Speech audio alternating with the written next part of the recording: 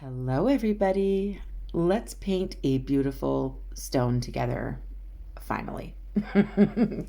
I am painting the surface of this stone black, making sure that all the black paint is soaked into all the little nooks and crannies of my stone, because I'm going to be doing a watercolor background over top of this, which I accidentally deleted, but you guys have seen me do it before, and if not, I'll leave a tutorial in the description that shows you exactly step by step how to do this. Basically, I start with a black matte background using black acrylic paint, 2 coats of it. I use a sponge, get all the paint brush strokes out, let it dry, use watercolor, metallic watercolors over top in whatever design you want. I kind of did like a rainbow effect using Yuli watercolors and some of my own handmade watercolors, which I still might have some in my Etsy shop right now if you go and check. So basically this is soaking wet. I'm going to let it dry. I used a watercolor brush, but I didn't fill my brush up with water like you can do. I spray my watercolors, or I just dip my brush in clean water. That way I can control it a little bit better. It doesn't run all over the place. Then I'm going to resin it. So this has been resined and it's dried overnight, and I only painted where it was black, put watercolors where it was black. So this is nice and sealed and ready to go for whatever I want to paint on it. So this is what I do with a lot of stones that have like a really cool texture to them, because then the watercolors really stand out in the background and it looks absolutely gorgeous. So one trick to painting on resin is that you can just erase it using your finger. If you make a mistake, you just wipe it off. That's all you got to do.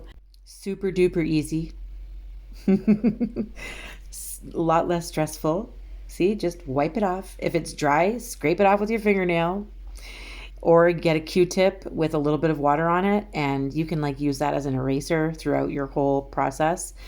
So if you're like me and you have a hard time perfecting the shape of a crescent moon, well, mine kind of looks like a bit of a croissant. So we'll call it a croissant moon.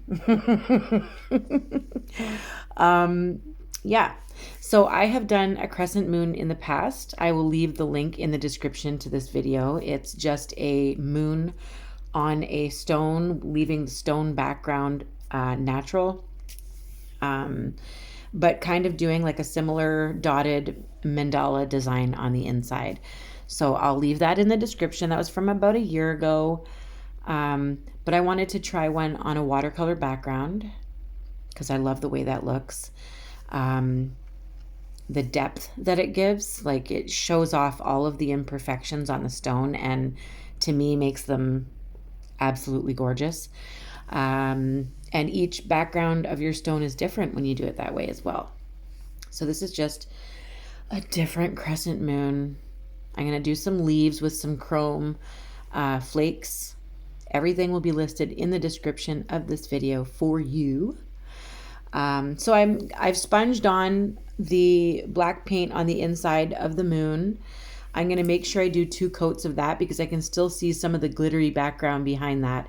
And I don't want to see that. I want to be able to focus on the moon alone without the sparkly background. And the background's all on its own, like a special, like it looks like a sky, kind of like a really cool galaxy sky. So you do what you want with your background, or you can just paint the moon and the leaves and the sparkly. I did those little dots of gold up there. Those are going to be kind of like little stars or sparkles. I am going to use some flat back Swarovski crystals because you guys know I like to go overboard. I don't want just a glittery background and then a fancy schmancy moon.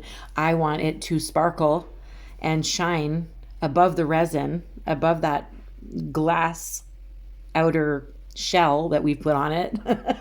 I still want it to sparkle separately with the Swarovskis because that's just, I'm extra.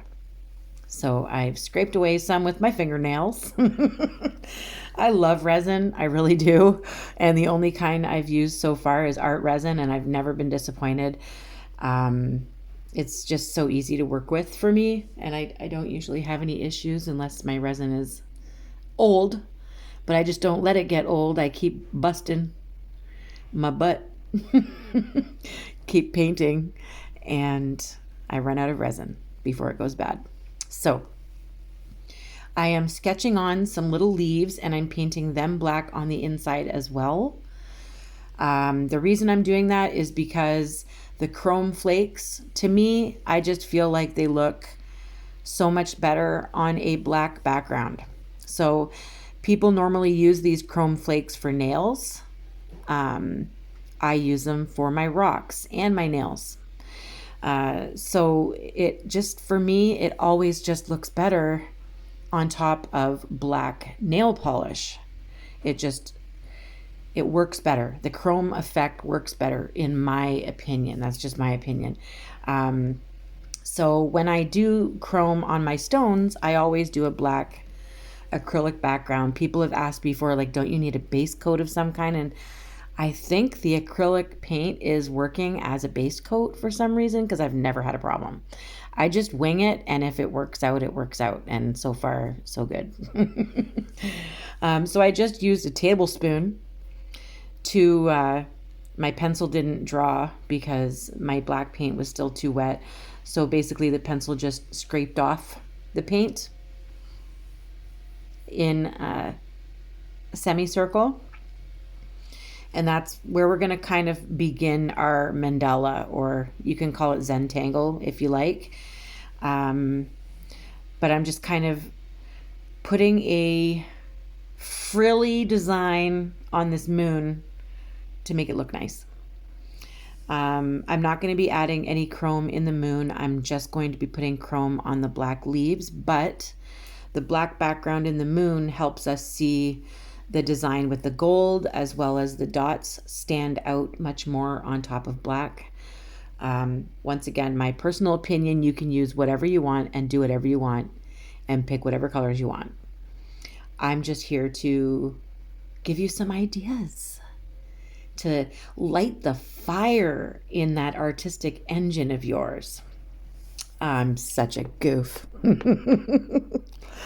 So I am making sure that all of my leaves are still outlined after painting them black on the insides. You might see me go over them again, because once I use the chrome on them, sometimes the chrome gets onto the gold because the gold was a little bit sticky. So I go over that again. You'll see it. I outline stuff over and over. It gets real boring. Now I'm pinstriping this semicircle.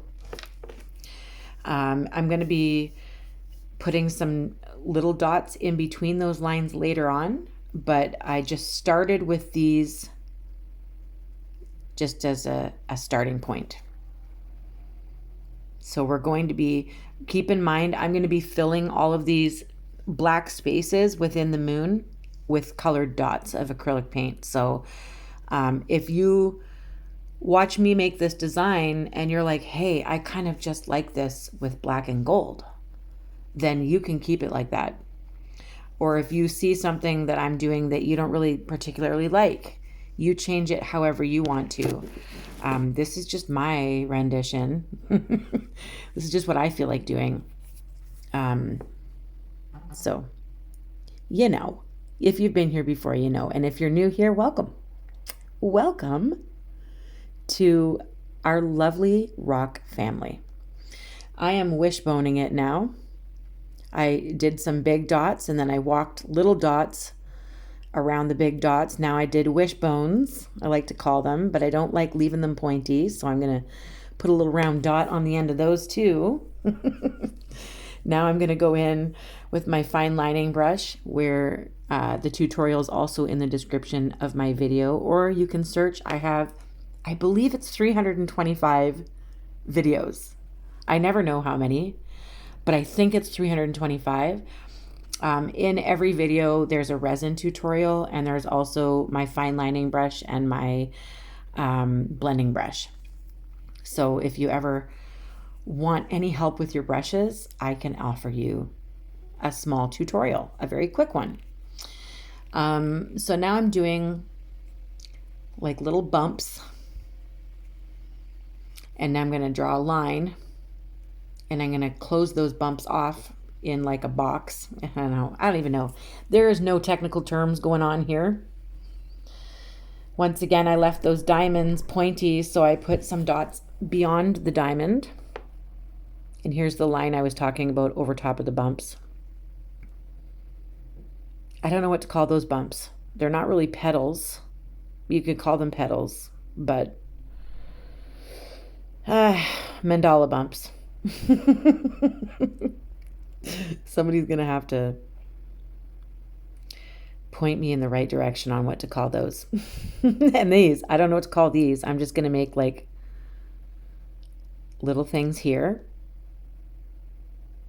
Fancy it up a little. And it'll all be separated, like different colors are going to be going in all these different areas. So hopefully it still looks beautiful when we're done. And if I didn't like it right now, I could take like a wet paper towel, lay it over top of this for a minute, and then wipe it right off and start over. So if you think this design is terrible by the time we're done with it, you can erase it all. If you're working on top of a rock with resin like I am right now, you can just erase it right off there and paint whatever you want. So I did bigger dots here, and now I'm walking around those bigger dots. I'm just using a dotting needle. I did get it at a nail salon, or from a nail salon company, but you can also use a toothpick, or you can probably walk into like a nail art supply store, nail polish supply store, nail technicians stores. Probably maybe even find one in Walmart. I have no idea, but you might be able to find them on Amazon. But toothpicks do work, because that's what I started out with. So I'm doing like little teardrops here, one big one and then two little ones on either side. You could also call those petals, like flower petals or whatever. It's completely up to you. Then I'm just going to finish the crescent moon off with some dots, and we're going to let all of this dry. And anywhere you see the bigger gold dots, I'm adding a black dot in the center. And I'm going to make sure they're pretty dry first before I do that. I did mention that I was going to be putting dots between the pinstripes. So that's there. I'm kind of starting in the middle and then walking up and walking down. So the center dots are a little bit bigger, and they get smaller as they get to the edge. And those dots are dry, so I could add the black dots. I'm just waiting for those bigger dots to dry, because you have to be careful that they don't just marble. You want to make sure your gold is dry enough that you can actually make somewhat of a circle, somewhat of a nice looking dot. So this is dry. Well, we're letting it dry, but I'm outlining the moon. I want to make sure I outline that, as well as the leaves with black. It kind of brings them off of that background a little bit. It kind of looks like it's sitting above that background.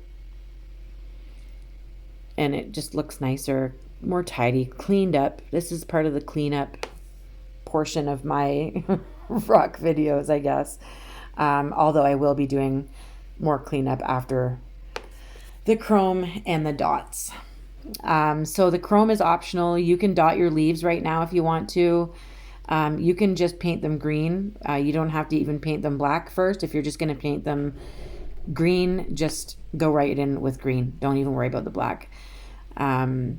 But because I'm using the chrome, whether you're using chrome flakes or chrome powder, you're going to want to do black first. And then you use the UV gel for nails and a UV light.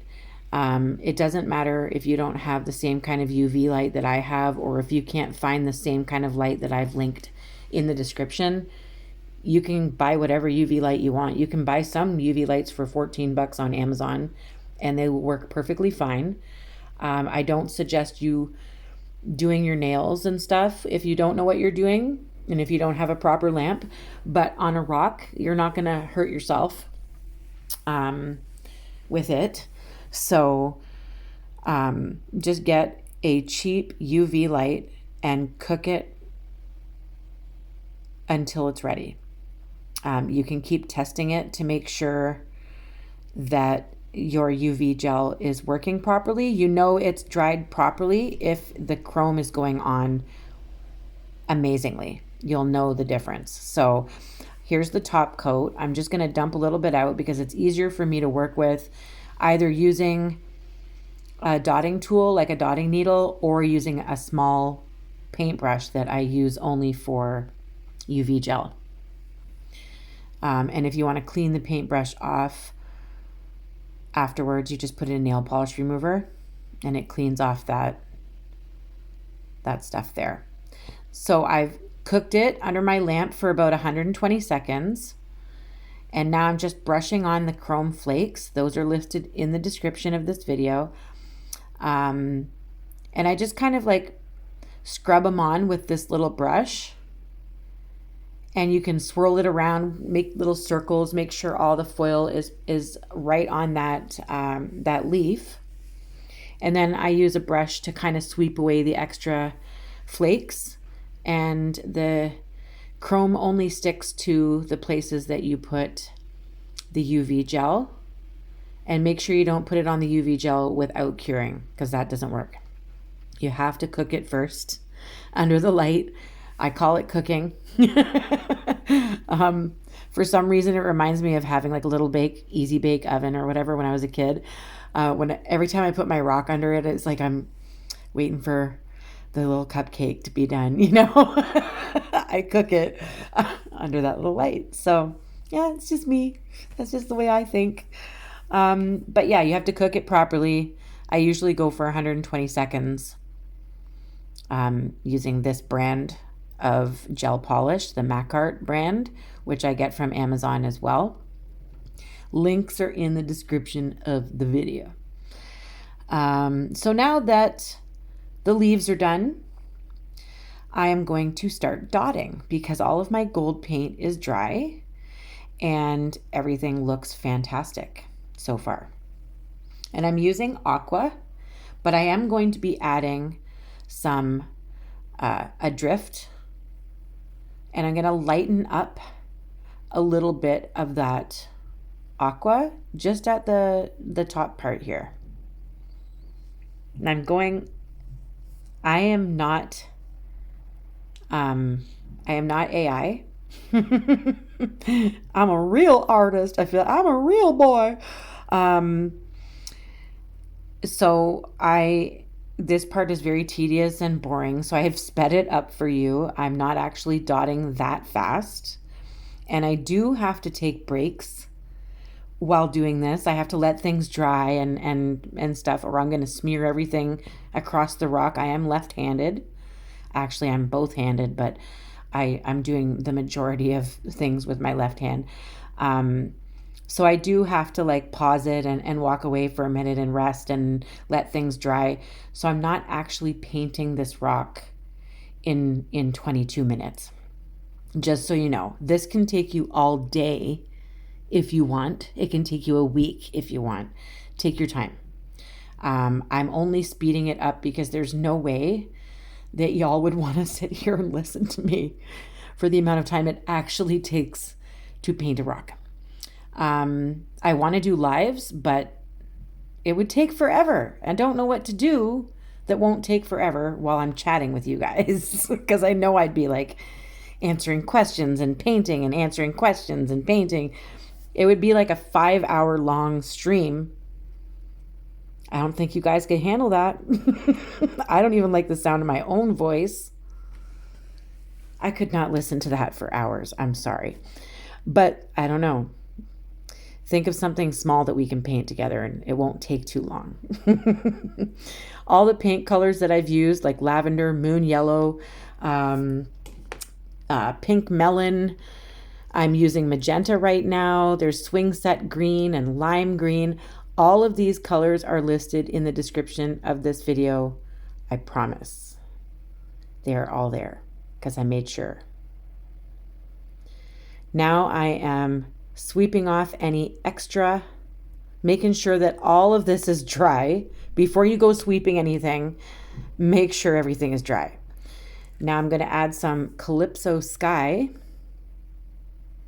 And I'm just going to dot these little, I called them teardrops, but I don't know, they kind of look like strange teardrops, but I'm now painting them blue. Little blue dots. You need a really small toothpick or a dotting needle to get in some of those little nooks and crannies because there's not a lot of space there. So I'm making sure, once again, everything's outlined, everything's cleaned up. If I dotted over top of the gold, I go back and kind of fix it with the gold. Sorry, I apologize. I probably should put a warning. There's like a lot of spinning going on with this rock. Hope I haven't made anyone dizzy. So I'm going to resin it. It's been resined, and bring it outside. See? Magic of editing. This has been sitting drying for about 15 hours with a coat of resin, and I added Swarovski crystals, like I said, about 6 hours after I put my resin on. So I don't use UV resin. I use the kind that has to sit for 10 to 12 hours. And at the 6 hour mark, I add my flat back crystals to all the little spots that I felt needed. And now we have this beautiful thing that we've created together. So let me know what you guys think in the comments. I do still want some more ideas for what we want to see next. I love you. You mean the world to me. Also, thank you to Colleen, who sent me some stuff through my Amazon wish list, and I will be showing that in the next tutorial in a What's at My Desk segment. So keep painting, guys. I love you. Bye.